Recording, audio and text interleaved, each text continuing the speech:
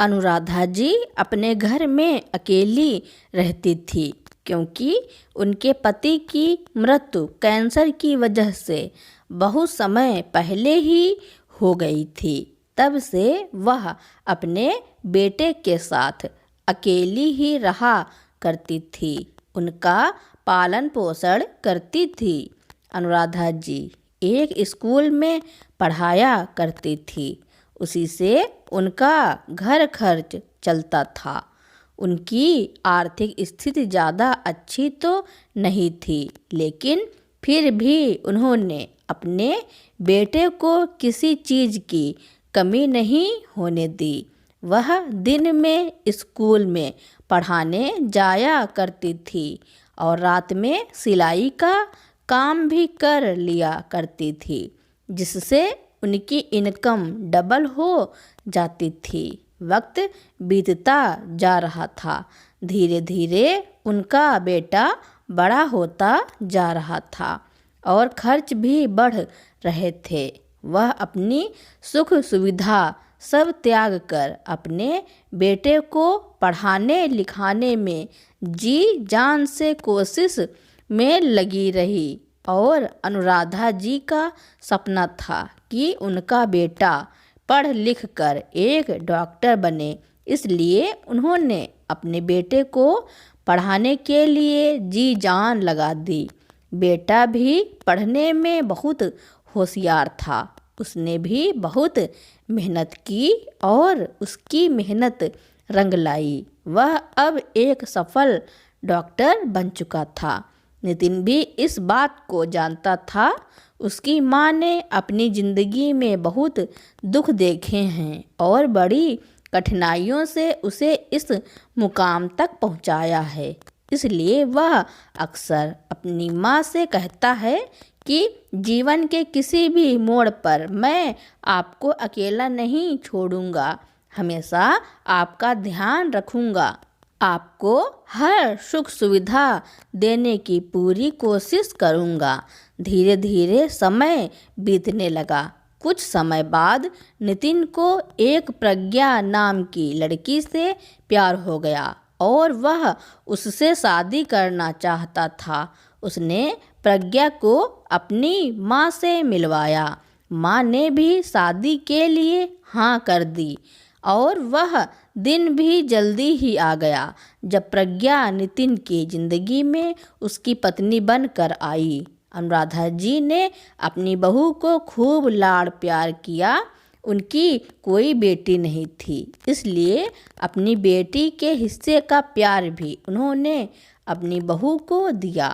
प्रज्ञा भी इस घर में आकर बहुत खुश थी, लेकिन ऐसा केवल कुछ ही दिन तक चला, क्योंकि प्रज्ञा को या तो अपनी माँ के साथ फ़ोन पर बातें करना अच्छा लगता था या फिर अपनी सहेलियों के साथ पार्टी शॉपिंग पर जाना, अपने ऊपर पैसे खर्च करना, नई नई ड्रेस खरीदना उसे बहुत पसंद था।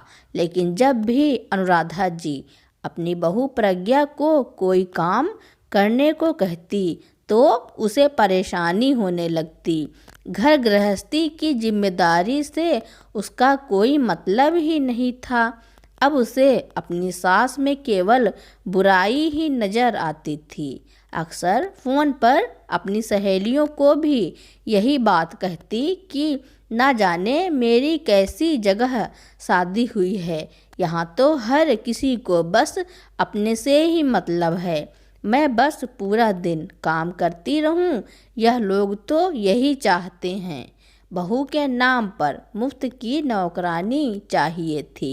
इन लोगों को सारा दिन घर में काम करके मरती रहूं, मेरी अपनी भी तो कोई ज़िंदगी है ही नहीं।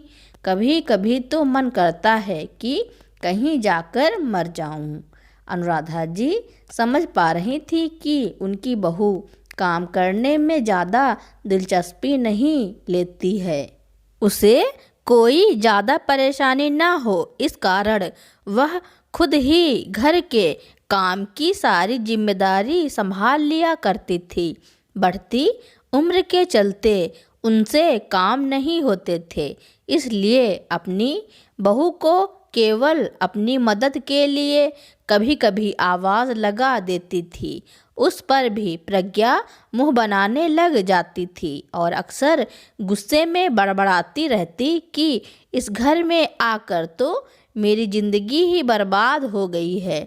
बहू के इस तरह के व्यवहार से परेशान होकर अनुराधा जी ने उससे कोई काम कहना ही छोड़ दिया था। धीरे धीरे समय बीतने लगा, लेकिन प्रज्ञा के व्यवहार में कोई परिवर्तन नहीं आया। नितिन भी अपनी पत्नी के बर्ताव से परेशान था, लेकिन जब भी उसे समझाने की कोशिश करता तो प्रज्ञा उसी समय कलह शुरू कर देती। इसीलिए मजबूर होकर उसने घर के काम करने के लिए एक कामवाली बाई को रख लिया, जिससे खर्च का फालतू का बोझ नितिन पर पड़ गया, जिस कारण वह अपनी पत्नी को उसके बेवजह खर्चों के लिए ज़्यादा पैसे नहीं दे पाता था। लेकिन कुछ दिन बीते तो प्रज्ञा ने डायमंड की अंगूठी लेने की जिद करने लगी, लेकिन नितिन ने उसे मना करता रहा। परेशान होकर प्रज्ञा ने अपनी माँ को फ़ोन करके इस बारे में बताया और कहा, माँ, जब से शादी करके इस घर में आई हूँ मैं तो परेशान हो गई हूँ। ना जाने कैसे भिखारियों से शादी करवा दी है। तुम्हारे दामाद से तो मेरी एक डिमांड तक पूरी नहीं की जाती। अब मुझे रोज़ रोज़ इस तरह मन मारकर नहीं रहा जाता। अपनी बेटी को इस तरह परेशान देखकर प्रज्ञा की माँ बोली, बेटी, कोई ज़रूरत नहीं इस तरह मन मारकर जीने की। जब तक वह तुम्हारी बात ना माने तब तक अपनी जिद पकड़े रहना। अपनी माँ की बात प्रज्ञा के दिमाग में पूरी तरह से बैठ गई। एक दिन जब नितिन हॉस्पिटल से घर लौटा तो बुरी तरह थका हुआ था। घर जाकर जैसे ही अपना बैग रखा तो सामने अपनी पत्नी प्रज्ञा का गुस्से से फूला हुआ मुंह देखा। नितिन शायद अपनी पत्नी के गुस्से का कारण जानता था, इसलिए प्रज्ञा को चाय लाने के लिए भी नहीं कहा और चुपचाप खुद ही चाय जाकर रसोई घर में बनाकर ले आया। लेकिन प्रज्ञा कहाँ चुप रहने वाली थी, चिल्लाते हुए बोली, तुम्हें मालूम भी है कि आज मेरी किटी पार्टी में कितनी बेइज्जती हुई। मेरी सारी सहेलियां अपने डायमंड की ज्वेलरी एक दूसरे को दिखा रही थी और मैं पिछले कुछ महीने से तुमसे डायमंड की अंगूठी मांग रही हूँ, वह तुमने दिलाया नहीं। हद होती है कंजूसी की। मैंने इतनी बड़ी चीज़ भी नहीं मांग ली थी कि तुम पूरी ही ना कर पाओ। मैं तुम्हें बता देती हूँ, अगली बार जब मैं पार्टी में जाऊँगी तो डायमंड की अंगूठी पहनकर जाऊँगी, प्रज्ञा ने गरजते हुए कहा। तो नितिन ने उसे प्यार से समझाते हुए कहा, देखो प्रज्ञा, अभी मेरे पास इतने पैसे नहीं हैं।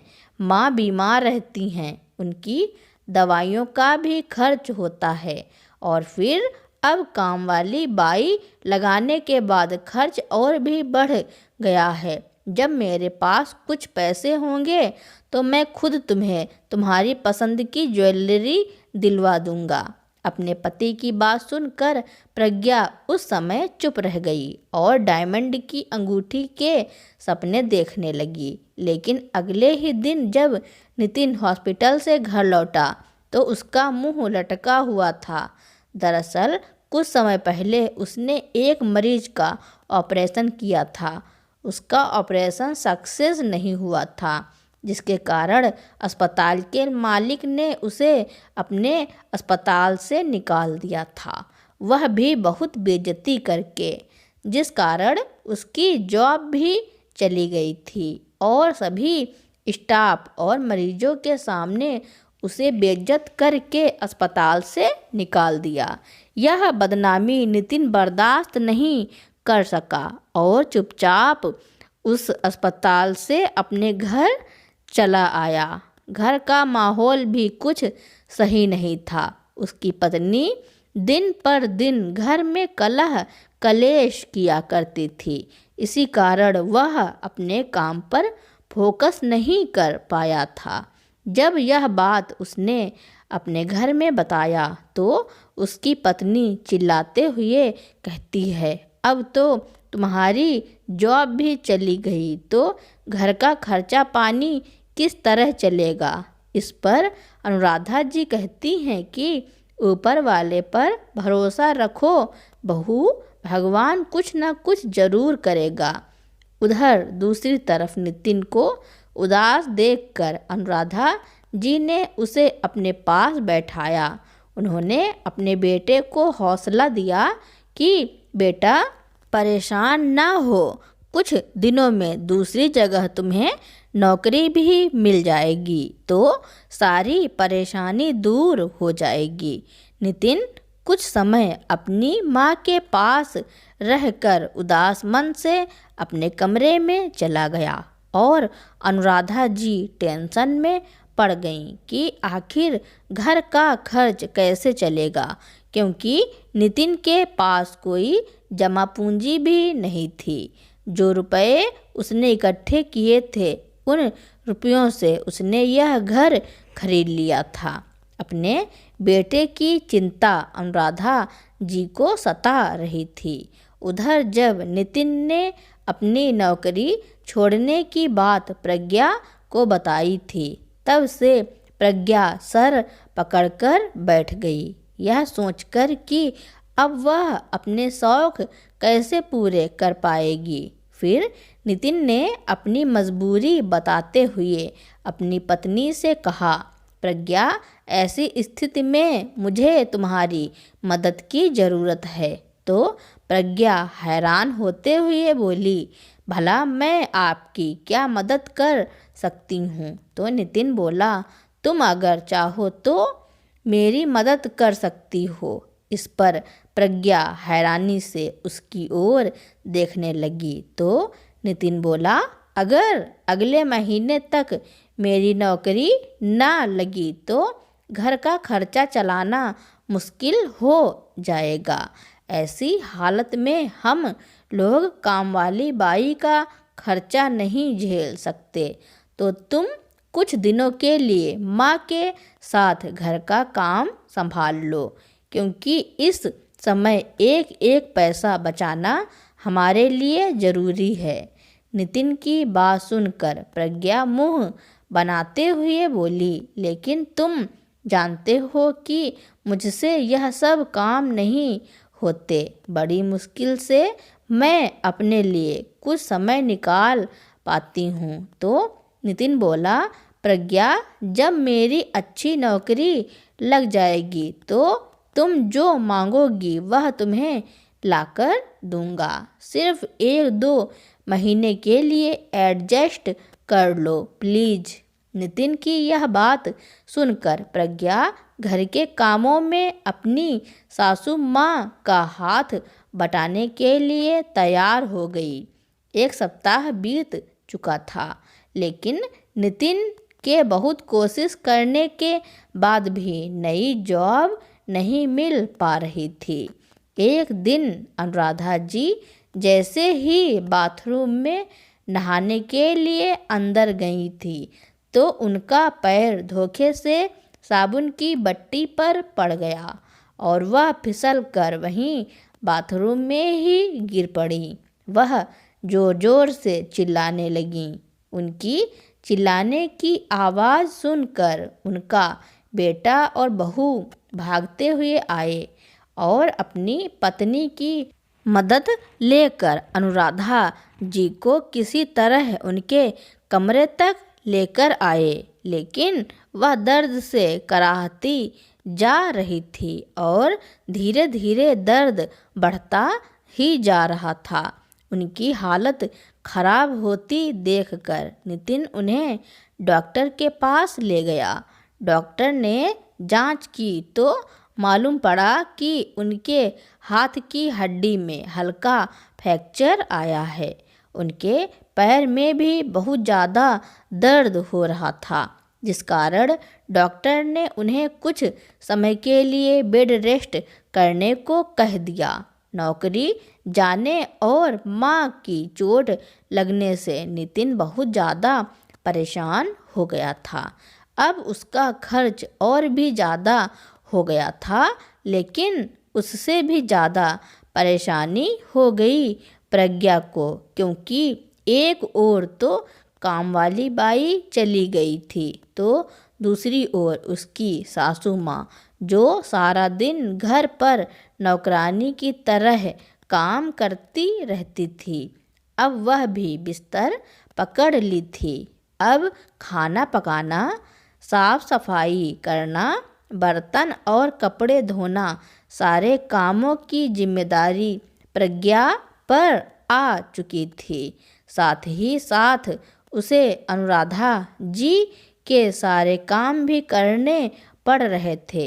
हालांकि अनुराधा जी दीवार के सहारे से बाथरूम तक तो जैसे तैसे चली जाती थी, लेकिन उन्हें हाथ में खाना देना, दवाइयाँ देना और उनके छोटे छोटे काम में प्रज्ञा को मुसीबत लगती थी। नितिन अक्सर जॉब के सिलसिले में सुबह सुबह निकल जाता था और बच्चों को भी स्कूल जाना होता था, इसलिए प्रज्ञा को सुबह सुबह उठना पड़ता था। एक दिन सुबह जब नाश्ता वगैरह का काम, सुबह का काम करके जैसे ही प्रज्ञा अपने कमरे में जाकर बैठी तो अपनी माँ से फ़ोन पर बातें करने लगी। माँ, तुम जानती नहीं मेरे सिर पर कितनी बड़ी मुसीबत आ गई है। सारा दिन नौकरानी की तरह काम में लगी रहती हूँ, एक पल को भी आराम नहीं है। नौकरानियों से भी बदतर हालत हो गई है आपकी बेटी की। अभी प्रज्ञा अपनी माँ से फ़ोन पर बातें कर ही रही थी कि तभी अनुराधा जी की आवाज़ आई, बहू मुझे खाने को कुछ दे दो, बहुत तेज़ भूख लग गई है। अपनी सासू माँ की बात सुनकर प्रज्ञा अपनी माँ से कहने लगी, क्या बताऊँ माँ, ना जाने कब ठीक होगी मेरी सास। अब तो इतने दिन हो गए हैं, फिर भी अभी तक बिस्तर पर ही पड़ी हैं। मुझे तो लगता है इन्हें कोई चोट वोट नहीं आई, यह तो बस चोट का ड्रामा कर रही हैं। न जाने कब उठेंगी। सारा दिन घर का काम करते करते मैं तो पागल ही हो जाऊंगी, और यहाँ यह महारानी पूरा दिन बिस्तर पर आराम करती रहती हैं। माँ बेटी में यह बातें हो रही थी कि फिर से अनुराधा जी की आवाज़ आई, प्रज्ञा बहू, बाकी का काम हो गया हो तो मुझे भी चाय नाश्ता दे दो, बहुत भूख लगी है। सासू माँ की आवाज़ सुनते ही फ़ोन रखकर प्रज्ञा गुस्से से उठी और पैर पटकते हुए किचन की ओर चली गई। एक थाली में खाना लाकर अनुराधा जी के सामने पटकते हुए बोली, थोड़ी देर सब्र नहीं रख सकती थी क्या? आखिर मैं भी इंसान हूँ, सुबह से काम करते करते थक गई थी। अगर थोड़ी देर के लिए अपने कमरे में जाकर आराम करने लगी तो कौन सी बड़ी मुसीबत आ गई थी।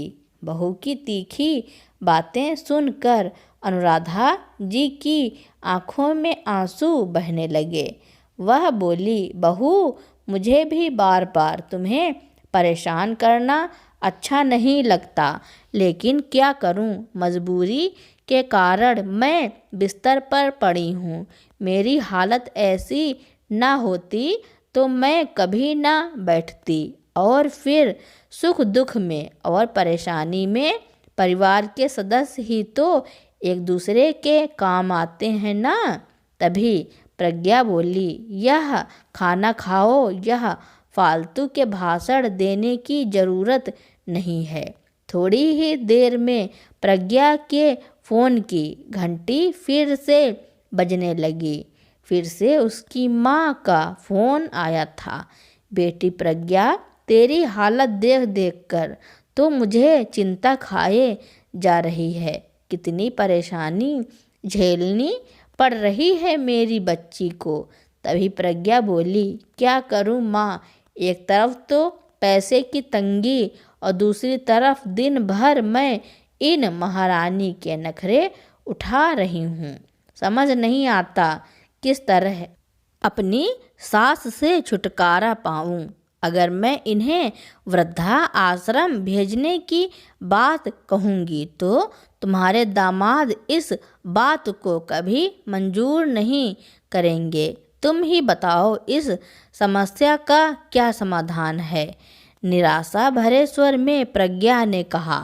तो उसकी माँ बोली, बेटी चिंता मत करो, मेरे पास इस समस्या का हल है। माँ की बात सुनते ही प्रज्ञा चहक उठी और बड़ी खुशी से पूछने लगी, ऐसा कौन सा हल है माँ, मुझे भी बताओ। तो उसकी माँ बोली, मेरे पास एक समाधान है जिससे तुम्हारी मुश्किल हल हो जाएगी, जिससे एक ही तीर से दो निशाने लग जाएंगे। क्या मतलब माँ, मैं समझी नहीं। प्रज्ञा बोली। तो उसकी माँ ने कहा, अरे बेटा, अगर तुम अपनी सास से छुटकारा पाना चाहती हो तो उसे अपने रास्ते से हटा क्यों नहीं देती। तुम्हारी सारी मुश्किलें आसान हो जाएंगी। ना तो तुम्हें रोज़ रोज़ की परेशानी झेलनी पड़ेगी और ना ही उनकी दवाइयों का खर्च उठाना पड़ेगा, और ऊपर से सासू माँ के बीमे के पैसे भी मिलेंगे सो अलग। अपनी माँ की यह बातें सुनते ही प्रज्ञा मुंह बनाते हुए बोली, क्या माँ, आप भी कैसी बातें कर रही हैं। मैं भला अपनी सास को कैसे अपने रास्ते से हटा सकती हूँ। इससे पहले कि माँ उसकी कुछ बोलती, इतने में दरवाजे पर डिलीवरी वाले ने घंटी बजाई। तो प्रज्ञा ने फ़ोन रख दिया और पार्सल लेकर फिर से अपने काम में व्यस्त हो गई। लेकिन काम करते करते उसे बार बार अपनी माँ की कही गई बातें याद आ रही थी। प्रज्ञा दिन भर सोच रही थी कि आखिर कैसे कोई हल निकाला जाए। फिर अपनी माँ द्वारा दिए गए सुझाव के बारे में सोचने लगी। पहले अपनी माँ की जो बात उसे बेकार लग रही थी, अब वह उसी ओर जाने का सोच रही थी। उसे ऐसा लगने लगा था कि ऐसा कोई कदम उठाकर वह अपनी परेशानियों से आज़ाद हो जाएगी। बहुत सोचने के बाद उसके दिमाग में एक प्लान आया। अगले दिन सुबह हुई तो अनुराधा ने अपने बेटे से कहा, बेटा आज डॉक्टर को दिखाने जाना है। तो नितिन बोला, माँ आज मैं नहीं जा सकता, आज मेरा इंटरव्यू है और मुझे लगता है कि आज बात बन ही जाएगी। मैं आपको कल डॉक्टर को दिखाने ले चलूँगा। ऐसा कहकर नितिन अपनी माँ का आशीर्वाद लेकर इंटरव्यू देने चला गया। सब लोगों के चले जाने के बाद प्रज्ञा अपने प्लान को पूरा करने में लग गई। रसोई में जाकर गैस का रेगुलेटर खुला छोड़ दिया और जल्दी से पैसे और बैग लेकर शॉपिंग करने मॉल चली गई। जाते समय उसने घर की लाइट भी बंद कर दी। अब अनुराधा जी घर पर बिल्कुल अकेली थी, लेकिन वह काफ़ी देर से गहरी नींद में सोई थी, इसलिए प्रज्ञा के जाने के कुछ समय बाद ही सोकर जाग गईं। अनुराधा जी अपनी बहू प्रज्ञा को आवाज़ दे रही थी, लेकिन ना ही प्रज्ञा की आवाज़ आई और ना ही वह खुद आई। करीब 1 घंटा बीत जाने के बाद रसोई घर में आग लग गई और पूरा घर धुएं से भर गया। जब प्रज्ञा शॉपिंग से लौटी तो दूर से ही उसे अपने घर में से धुआं निकलता नजर आया।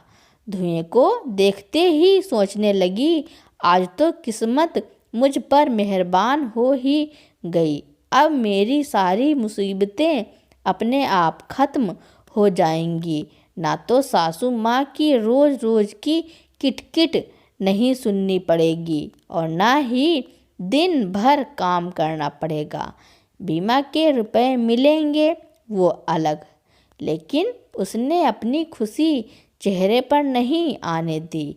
अपने घर की ओर दौड़ते हुए उसने ज़ोर ज़ोर से चिल्लाना शुरू कर दिया। थोड़ी देर में आसपास के लोग इकट्ठा हो गए और प्रज्ञा फूट फूट कर रोने लगी। ऐसा ढोंग करने लगी जैसे उसे अपनी सासू माँ की कितनी परवाह है। रोने का नाटक करते हुए घर की ओर दौड़ने लगी तो लोगों ने उसे अंदर जाने से रोक लिया। उसी समय नितिन भी घर वापस लौट आया।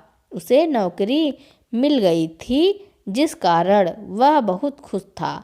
लेकिन जैसे ही वह घर लौटा तो देखा फायर ब्रिगेड वाले उसके घर में लगी आग बुझा रहे थे। घर के बाहर भीड़ लगी हुई थी। प्रज्ञा जोर जोर से रो रही थी, चिल्ला रही थी और बार बार चिल्लाते हुए बोल रही थी, कोई मेरी सासू माँ को बचा लो। उसकी यह बात सुनते ही नितिन के हाथों से मिठाई का डिब्बा छूट गया और वह कांपते हुए बोला, प्रज्ञा आखिर हुआ क्या है और माँ कहाँ है? तो प्रज्ञा ने रोते हुए घर की ओर इशारा करते हुए बताया कि माँ घर में है। इतना सुनते ही माँ माँ पुकारते हुए नितिन घर की ओर दौड़ा, लेकिन तब तक बहुत देर हो चुकी थी। घर में लगी आग को तो बुझाया जा चुका था, लेकिन जैसे ही सब लोग अंदर गए तो देखा कि अंदर एक वृद्ध महिला की लाश पड़ी थी जो बुरी तरह से आग में झुलस चुकी थी। यह सब देखते ही नितिन के दुख का ठिकाना ही ना रहा।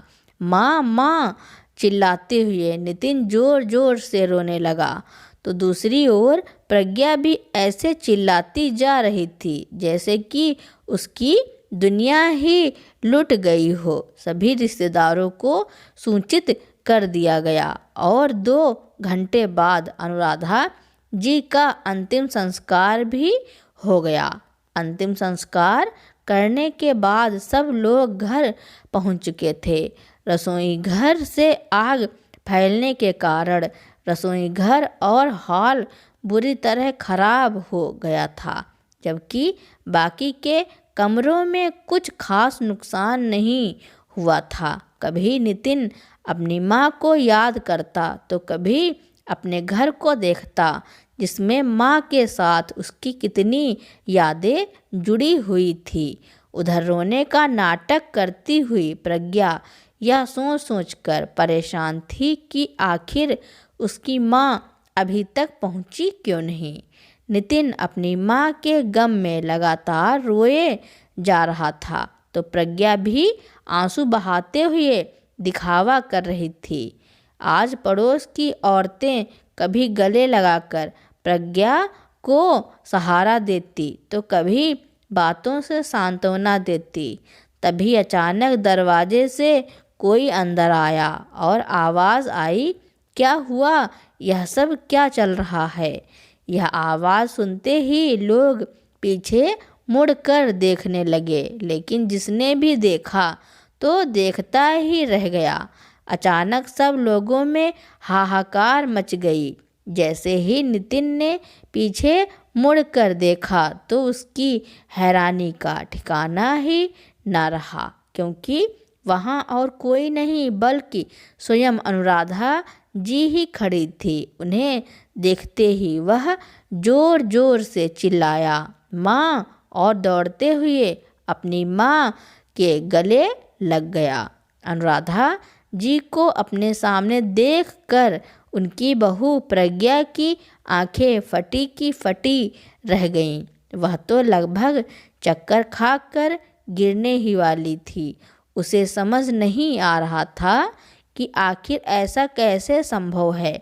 जिस माँ का अभी अंतिम संस्कार करके वह घर लौटे थे, वह माँ आखिर उनके सामने सही सलामत कैसे खड़ी थी। और यदि सासू माँ यहीं खड़ी हैं तो जिस महिला का उन्होंने अंतिम संस्कार किया था वह महिला कौन थी? इस सवाल का जवाब जानना बहुत ज़रूरी हो गया था। दरअसल हुआ यह था कि जैसे ही प्रज्ञा रेगुलेटर खुला छोड़कर शॉपिंग के लिए निकली थी, उसके ठीक 10 मिनट बाद ही दरवाजे की घंटी बजी। अब तक गैस पूरे घर में नहीं फैली थी, तो अनुराधा जी जैसे ही उठकर दरवाजे पर गईं, बत्ती जलाई और दरवाज़ा खोला तो कुछ खाया पिया ना होने के कारण कमजोरी की वजह से चक्कर खाकर गिर पड़ी। अनुराधा जी के भाई उनका हालचाल पूछने के लिए अपने बेटे के साथ उनके घर आए थे। जब उनके भाई ने उन्हें ऐसी हालत में देखा तो वह और उनका बेटा उन्हें अपनी कार में बिठाकर अस्पताल दिखाने के लिए ले गए। और उधर प्रज्ञा की माँ तो केवल यही चाहती थी कि प्रज्ञा को सास से छुटकारा मिल जाए। इसलिए अनुराधा जी को प्रज्ञा की जिंदगी से हमेशा हमेशा के लिए निकालने का प्लान बनाने के लिए वह प्रज्ञा के घर आ पहुंची थी। जैसे ही वह घर में आई तो चारों तरफ अंधेरा ही अंधेरा था।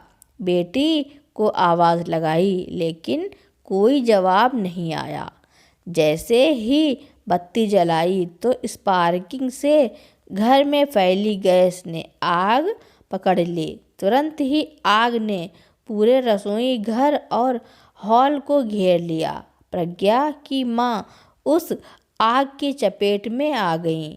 आग में झुलसते हुए चीखने चिल्लाने लगीं, लेकिन धुएं के कारण उन्हें कुछ दिखाई नहीं दे रहा था। बाहर निकलने का और अपनी जान बचाने का कोई रास्ता नज़र नहीं आ रहा था। तो वहीं अनुराधा जी को समय पर खाना ना मिल पाने के कारण बहुत ज़्यादा कमजोरी आ गई थी, तो डॉक्टर ने उन्हें ग्लूकोज चढ़ा दिया, जिस वजह से उन्हें घर आने में देर हो गई। बाजार से लौटी प्रज्ञा ने जब घर से धुआं उठता हुआ देखा तो वह सोच सोच कर ही खुश हो रही थी कि आखिर उसने अपने रास्ते के कांटे को हटा ही दिया।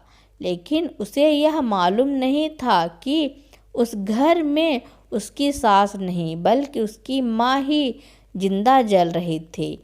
वह अंदर ही अंदर खुश थी कि उसके प्लान से आज उसे अपनी सास से हमेशा हमेशा के लिए छुट्टी मिल जाएगी। परंतु आज जब उसने अंतिम संस्कार के बाद अपनी सास को अपने सामने खड़े देखा तो उसकी आंखें फटी की फटी रह गईं।